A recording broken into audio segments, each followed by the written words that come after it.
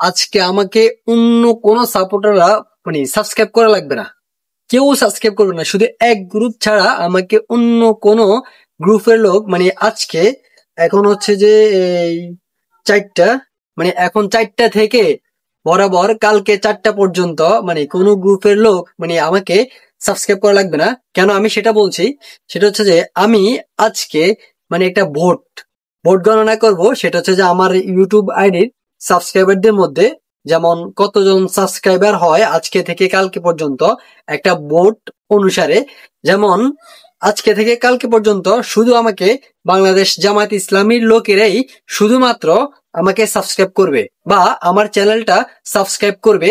এবং আমি আজকে থেকে কালকে পর্যন্ত কতজন জামাতি ইসলামের পক্ষে আছে আমি সেটা দেখব।